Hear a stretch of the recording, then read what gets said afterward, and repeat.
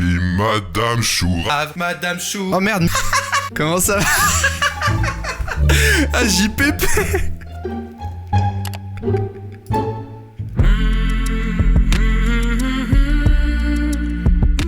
Bon les amis, on va se faire le quiz. Alors, j'en sais pas plus, donc si Alice 8 tu es encore là, explique-nous un petit peu ton projet. D'ailleurs, il y a un gros curseur, ce qui est, ma foi, pas désagréable, hein, je vais pas vous mentir. On a voulu faire sous forme de quiz assez ludique et on y parle de web, de stratégie et de conception. On y va. Bienvenue sur le quiz. J'adore le nom d'ailleurs. Si tu te trouves ici, c'est que tu surfes sur le web, ok boomer, à l'aide d'un ordinateur, d'une tablette ou d'un smartphone. Néanmoins, tu ne sais peut-être pas plus ce qui se cache derrière tout ça. Quelles sont les stratégies de conception et de design adoptées dans le domaine du web et des technologies? Relève-t-elle de l'optimisation? De la manipulation? Manipulation, ça me fait penser à quelque chose. Dark pattern peut-être? Quelles sont leurs répercussions sur notre quotidien? Tu n'es plus qu'à un clic de le redécouvrir. C'est parti pour le quiz.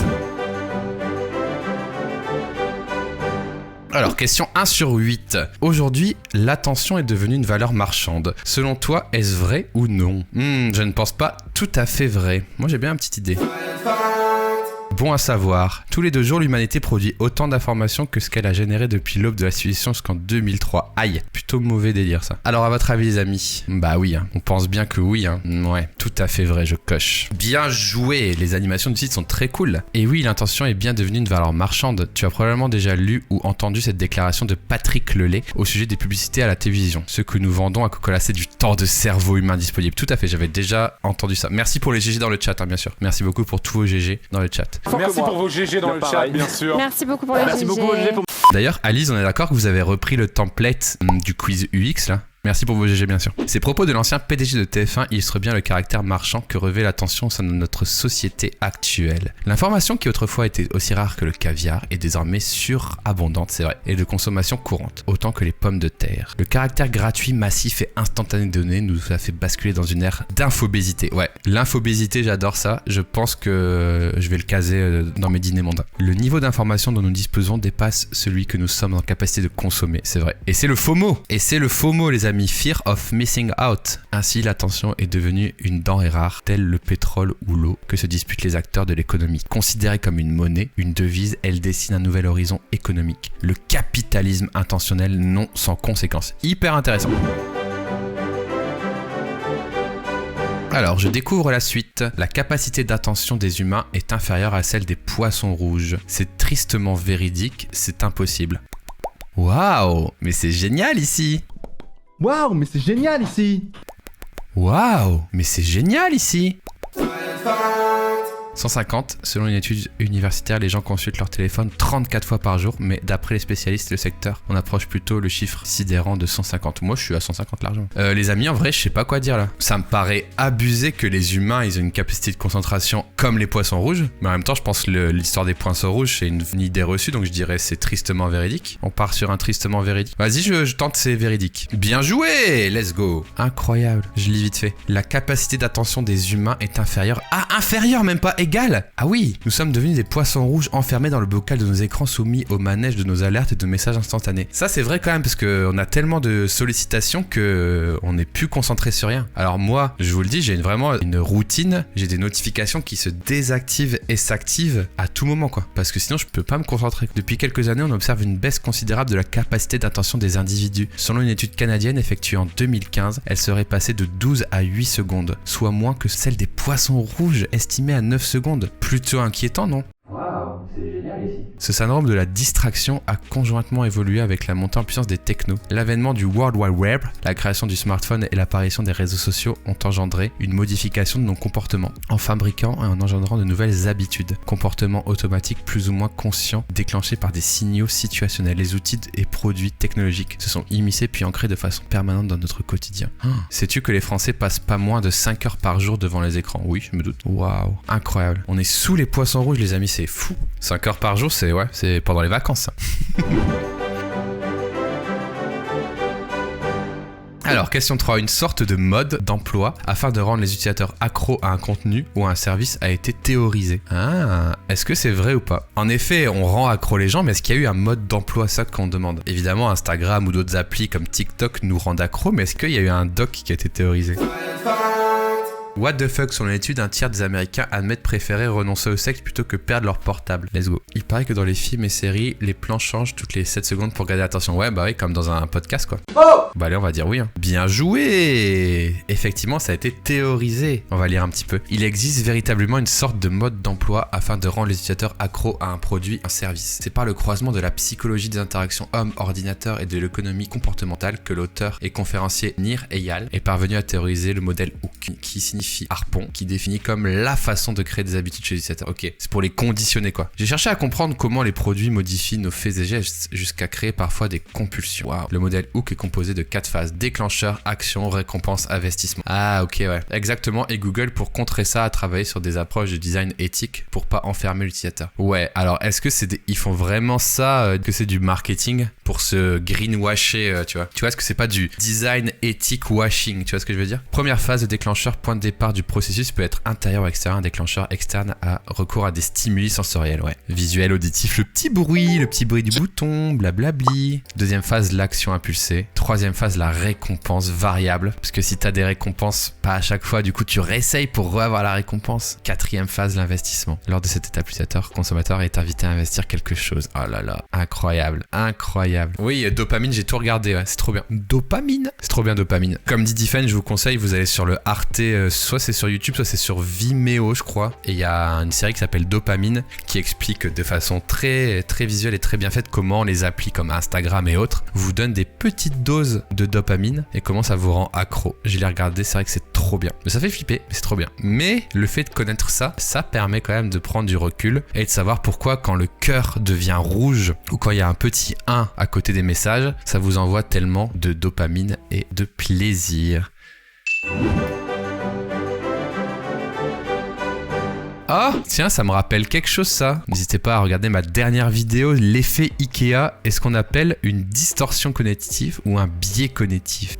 Alors du coup là vraiment, qu'est-ce qu'on répond quoi? Bah une distorsion cognitive c'est genre tu vois la réalité différemment et un biais c'est tu vois la réalité de façon fausse, mais c'est vrai que c'est assez proche. Alors vous dites quoi, biais ou distorsion? C'est 50-50 hein? Moi je dirais un biais. Ouais, on tente ça, allez tant pis. Et non, c'était biais, j'aurais dû m'écouter. L'effet Ikea est classé parmi les biais cognitif. On t'explique. Au milieu des années 70, 2 psychologues nommés Amos et Daniel ont cherché à justifier la prise de décision irrationnelle dans le domaine économique. C'est ainsi que la théorie des biais cognitifs est née. D'après notre fidèle encyclopédie libre Wikipédia, un biais cognitif est un mécanisme de la pensée qui cause une distorsion dans le traitement de l'information. Le terme biais fait référence à une déviation systématique de la pensée logique et rationnelle par rapport à la réalité. Les biais cognitifs conduisent le sujet à accorder des importances différentes à des faits de même nature et peuvent être repérés lorsque les paradoxes ou des erreurs apparaissent dans un raisonnement ou un jugement. Et nous en sommes tous victimes, c'est vrai. Imagine que tu sois au milieu d'une foule. Soudain, tout le monde s'agite autour de toi et court dans la même direction. Comment réagirais-tu? Bah probablement en agissant de la même façon que tous ces gens, bien que tu ne saches absolument pas pourquoi ils sont mis à courir. C'est un exemple typique de l'effet de groupe qui est l'un des 250 biais cognitifs répertoriés jusqu'ici. Ok, donc en plus il y en a des répertoriés, il y a une liste officielle des biais cognitifs connus. Qu'elles soient en lien avec nos sens, notre motricité, notre attention, notre mémoire, notre culture ou notre aptitude à juger et à raisonner, ces failles cognitives constituent de véritables pieds de conception pour les UX designers. Toutefois, lorsque ces biais cognitifs agissent comme des leviers stratégiques afin de persuader des utilisateurs à agir et ou à consommer, afin de servir les intérêts marchands d'une marque ou d'une entreprise, augmentation du taux de conversion, du retour sur investissement. Ne s'agit-il pas de manipulation, les amis? Eh oui. J'ai designé le site qui les répertorie. Ah, bah c'est quoi le site? C'est quoi le site des biais cognitifs? Ah ouais, incroyable. Oh, il y en a tellement. Google Effect, c'est quoi ça? Why do we forget information what we just looked up? Ah ok, c'est genre tellement t'as Google à portée de main, bah tu retiens rien. Voilà, c'est la définition. Mais les biais cognitifs, ils en ont parlé en plus dans Underscore il y a pas longtemps. Tu parles aussi régulièrement de biais cognitifs. Tu vois ce que c'est, les biais cognitifs? Un biais cognitif, c'est genre comme un biais de 5 ou un biais de 10. Ouais, c'est ça, mais c'est un biais c'est ça. En fait, c'est comme son nom l'indique, ça biaise quelque chose. Donc t'as un truc qui doit aller comme ça et d'un coup il dévie. Et donc biais cognitif parce que c'est avec tous tes trucs de cognition qui font ton raisonnement. Donc c'est ton raisonnement qui à un moment donné devrait atteindre ce point-là, mais va ici pour une petite connerie. Parce que ça l'arrange ou pour toute autre raison. Alors en vrai, on pense vraiment, c'est une théorie plutôt consensus, scientifiquement parlant, que c'est ce qui a permis, comme je te disais tout à l'heure, à l'humanité d'exister et de rester. En gros, c'était plus simple d'aller très vite. Par exemple, tu mangeais un truc rouge, t'étais malade toute la nuit, le lendemain tu te disais, tous les trucs rouges là qui poussent dans les arbres, plus jamais. Mais alors peut-être qu'il y en a des bons dans les arbres, tu vois. C'est ce même biais cognitif qui fait aujourd'hui qu'il y a du racisme parce qu'un mec a une embrouille avec un rebeu, il se dit, les rebeux, nanana, tu vois, c'est aussi con comme raisonnement. Tu généralises tout. Donc les biais cognitifs, ils généralisent et ils font en sorte que ta décision soit rapide, avec le moins de réflexion possible, parce que il y a très longtemps, c'était de la survie. C'était que de la survie. Et aujourd'hui, on vit dans le confort, on n'a plus trop de problèmes de danger, donc on n'a plus besoin de ça, mais c'est notre mode de fonctionnement. Donc on va généraliser des choses, on va aller vite, etc. Par exemple, si je te dis un chômeur ne travaille pas, un feignant ne travaille pas, un chômeur c'est un feignant. Et bien ça ressemble à de la logique, mais les prémices sont biaisées, effectivement, et c'est pas du tout un syllogisme. Donc il y a tout ça aussi qui fait que voilà, tout est resté et ça va trop vite. Alors là, je vous en présente des très classiques, mais plus profondément, sans manipulation, ça te fait prendre des vraies mauvaises décisions dans ta vie. Vous connaissez le biais du survivant? J'adore ce biais cognitif. Biais du survivant, en gros, il y a durant la Seconde Guerre mondiale, les Américains voient les avions qui reviennent jusqu'à eux. Les avions reviennent, mais pas assez d'avions. Il y a énormément d'avions qui ne reviennent pas à la base. Donc ils se disent c'est un double problème. Premièrement, on perd énormément d'argent. Deuxièmement, il y a des gars qui sont morts. Mais quoi qu'il arrive, il faut qu'on renforce les avions, les bombardiers, pour qu'ils puissent rentrer à la base. Donc qu'est-ce qu'on fait? On étudie tous les trous de balles des avions et on va renforcer là où ils prennent des balles. Et les avions repartent et il y en a toujours très peu qui reviennent, etc. Jusqu'à temps qu'ils appellent un statisticien, qui a rien de militaire ou d'ingénierie, et Abraham Wald qui fait « Salut, je suis expert en trous de balles », qui dit « Ok, vous allez me renforcer tous les endroits où il n'y a pas de balles en fait. Puisque les avions sont rentrés et qu'il n'y a pas eu de balles là, il y a de fortes à parier que c'est là où ils ont pris des balles, etc. Et ça donne quoi dans la vie courante, le biais du survivant? C'est-à-dire qu'on va plutôt se dire je vais devenir youtubeur parce que tu vois, Micode, lui à la base il était étudiant, il est devenu youtubeur à succès, donc c'est possible. Fabien Olicard, il a lancé ses vidéos, donc c'est possible. Plutôt que se dire je vais étudier tous ceux qui n'ont pas réussi à devenir youtubeur en fait. Effet Ikea, oui c'est ça, c'est quand parce que c'est toi qui l'as fait, alors c'est le best ever. Ah, dans ce sens-là, genre c'est toi qui l'as construit, donc t'aimes ton meuble même si c'est un vieux cube noir quoi. Imitation de Fabien Olicard. J'ai rien du tout pour imiter Fabien Olicard. Je n'ai pas une once de début de phrase ni rien. Merci pour vos GG bien sûr dans le chat. Alors, le terme Dark Pattern est une analogie inventée par Dark Vador ou Henri Brignul. Je trouve personnellement que les deux noms sont marrants parce que Brignul c'est quand même pas mal marrant aussi. Bon, c'est bien sûr Henri Brignul, par élimination. Bon là, les amis, on va pas trop le lire parce que je vais vous inviter à aller voir ma dernière vidéo où je vous explique un petit peu ce qu'est pour moi un Dark Pattern. Mettez des pouces en l'air bien sûr parce que c'est le Magic in here. Le terme nudge pourrait être traduit en français par coup de pouce ou coup de main. Ah, j'aurais dit coup de pouce, mais c'est quasiment la même chose, un coup de pouce et un coup de main, non ? En 2013, dans le mail envoyé rappelant la période de déclaration d'impôt, une phrase précisant que plus de 13 millions de personnes utilisaient déjà le site Impôt Quoi Bouffe a permis d'augmenter le nombre de télédéclarants de 1,5. Ah, coup de pouce c'est une aide et un coup de main c'est une assistante, ouais, je sais pas.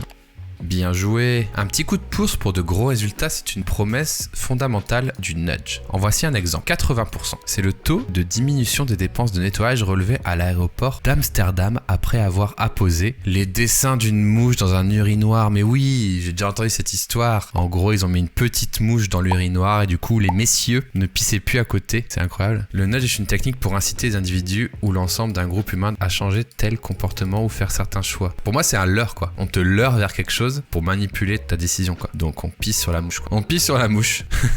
J'adore le gars qui en a plus rien à foutre du quiz. Bon bah le nudge, on pisse sur la mouche. Allez, suivant. Ils ont fait aussi dans les escaliers dans le métro pour inciter les gens. Alors Oranet, ils ont fait quoi dans le métro? Ils ont mis une mouche dans le métro. Les escaliers en touche de piano. Ah, les prendre plutôt que les escalators. Sérieux? Escalier, métro, piano. Mais oui, mais incroyable. Ah, je connaissais pas. Trop bien. Bah oui, ça c'est un nudge de ouf.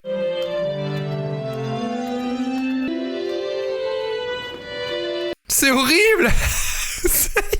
Ils auraient pu tout mettre dans la même gamme. Ça fait... On dirait ton bébé et ton chat qui sont tombés sur le piano. Non mais ça aurait pu faire une mélodie en vrai. Comme dans Mario, quand tu ramasses une pièce rouge, ça fait tring, tring, tring, tring. Mais j'avoue, quand tu dois être dessus, ça doit être agréable de faire ting, ting, ting. Genre tu dois être motivé quoi. C'est la même touche, frère. Ah, je veux en avoir plein maintenant. Full sous contrôle. Beatbox, attendez, c'est encore un autre truc ça. Quoi? Attendez, quoi? Ah, c'est des bâtards. Vous avez vu ça? Mais c'est pas gentil. Dark pattern shaming. Et les gros, vous êtes dans l'escalator ou quoi? Vous êtes gros les gros ou quoi les gros? Mais c'est abusé. C'est grossophobe de ouf, mais oui. En plus, lui, il a l'air malade, quoi, s'il te plaît, quoi. Il est pas du tout in shape. Ils auraient pu lui faire un petit corps en V. Enfin, ça, y a rien qui va, quoi. Il teste des manières. Ouais, c'est des tests après, oui. Mais c'est quand même pas très gentil. T'as vu ça? Quand on a pris les escaliers, j'ai remarqué qu'il y avait un panneau très comique, mais d'un goût un peu douteux. Le gros bonhomme était placé du côté de l'escalator. Le gros bonhomme était placé à droite de l'escalator. Le gros bonhomme. Ce qui veut dire qu'on va rester en surpoids si on le prend. C'est pour ça qu'on a choisi l'escalier. Je préfère monter les marches et pas ressembler à un bibendum. Comme je ressemble au gros bonhomme, ma place aurait dû être sur l'escalator. Mais j'ai pris l'escalier pour... Ils ont traduit « Comme je suis un gros bonhomme ». C'est pas possible. Comme je suis un gros bonhomme. Ce panneau est horrible. Ça va forcément en contrarier plus d'un. Certaines personnes vont mal le prendre. C'est quoi ce panneau qui insinue que les gens gros prennent l'escalator et les gens minces l'escalier? Moi je prends l'escalator, j'ai l'air d'être en surpoids. Vous pensez que j'ai besoin de monter des marches? Le panneau a eu quelques effets, mais le changement n'est pas significatif. Il a ragé le gars. Ça a au moins le mérite d'amuser les gens. En revanche, ça ne modifie pas vraiment leur comportement. Ils rient et prennent quand même l'escalator. Certaines personnes se sont même senties offensées. Bah ouais. Il va falloir trouver autre chose. Je pense qu'on aurait pu s'en douter, monsieur. Concentrer sur l'aspect positif plutôt que sur le négatif. Ah. Voici un escalier qui devrait retenir l'attention des gens. Nous l'avons égayé avec quelques graffitis et équipé d'un système électronique high-tech pour un effet son et lumière. Nous avons placé un détecteur de présence aux extrémités de chaque marche. High-tech. Lorsqu'une personne se trouve entre ces détecteurs, cela déclenche un son. Chaque marche a été programmée pour émettre un son de beatbox particulier. Ainsi, les passants peuvent composer leur propre rythme. Voyons ce que ça donne en pratique. Actuan, c'est Actuan. C'est trop bien. Ça m'a surprise. Je m'attendais pas à ce que ça fasse du bruit. J'ai sursauté et ça a fait rire les... Non, c'est cool, c'est cool. C'était super. Certains n'aiment pas le faire tout seul, alors ils y vont en groupe. Mais ce qui est génial, c'est que ça donne lieu à de petites performances. Il y a toujours des gens à l'escalator. Hein. Ces gens là-bas.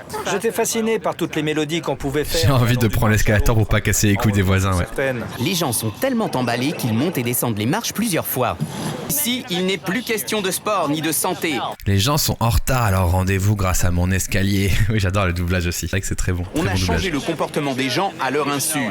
Ah, donc vous retenez, on a changé le comportement des gens à leur insu, donc c'est un nudge, voilà. Une dame vient de me demander de la filmer en train de monter les marches. Oh l'interface, c'était incroyable. Et voilà. Merci. De rien. Merci beaucoup. Je vais l'envoyer dans le WhatsApp de la famille, avec les 26 cousines et oncles, ça va être super. Oh, le téléphone était éclaté. J'ai fait tomber mon smartphone dans les marches à force de faire le con avec le Wikia. Mais bon, je n'ai pas pris l'escalator. Ouais, c'est très cool. Merci d'avoir envoyé cette vidéo. Elle était très très intéressante. Et en effet, c'était ça, un nudge. Donc on rappelle, un nudge, c'est pour modifier le comportement d'un utilisateur, mais plutôt par le positif qu'en lui mettant une contrainte. Donc on lui dit pas gros porc pisse pas à côté de l'urinoir. On lui dit une petite mouche, vas-y, vise tranquille, t'inquiète. On lui dit pas si tu prends l'escalator, t'es gros. On lui dit bah viens sur l'escalier, c'est trop marrant ce qui se passe.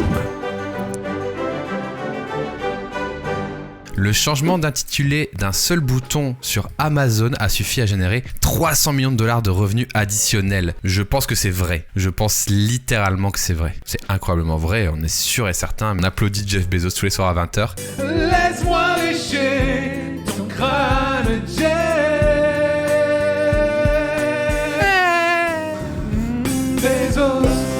Bezos, oh merci Hardisk. Merci aux 102 belles personnes qui viennent droit du live de Hardisk parce que ils léchaient tous le crâne de Jeff.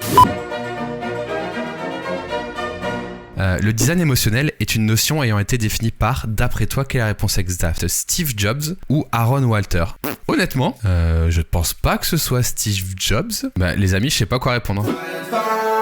88%, c'est le pourcentage de consommateurs qui ne sont plus enclins à revenir sur un site après une mauvaise expérience. Ah, beaucoup quand même. Bon les amis, je sais pas quoi mettre. À votre avis, c'est qui? Bon allez, moi je vais aller sur Aaron Walter. Oh, bien joué. Alors en gros, le design émotionnel, c'est faire ressentir des sentiments pour augmenter la conversion, etc. Le design émotionnel doit avant tout passer par l'écoute, les besoins utilisateurs, identifier les désirs, les cibles. En gros, on va demander aux utilisateurs, à ce moment de l'achat, est-ce que vous ressentez du stress ou est-ce que vous ressentez du plaisir, etc., etc. Et notre rôle, ça va être de faire ressentir du plaisir au moment où on veut, ou peut-être du stress où on veut que les gens soient rapides, etc., etc. Voilà. J'ai plus le temps de lire le paragraphe, mais en tout cas, n'hésitez pas à aller sur mon Twitter pour voir un petit peu le quiz. Bravo à Alice Hui, sa binôme de l'ECV Digital, pour ce magnifique petit site. Très bon projet. Bah écoutez, moi je vais directement sur Ultia parce qu'elle fait du design en fait, regardez. Elle nous fait du design. Donc je vais taper, mais c'est du design que tu fais, @Ultia. Allez, on raid Ultia les amis, avec le plus grand des plaisirs. C'est du design que tu fais. Ah, let's go!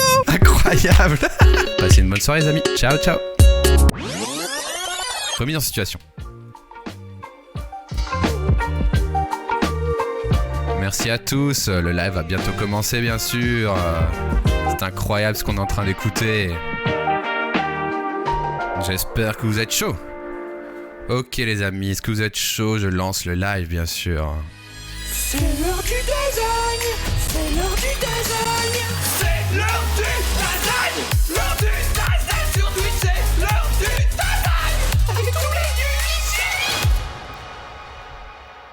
Et bonjour à tous, j'arrive dans un fondu incroyable. Voilà, j'espère que ça vous a plu. Lance le générique du design. Mais enfin, Arca, il est déjà lancé, mon enfant. C'est l'heure du design avec Madame Chourave. Boum, bim, Madame Chourave.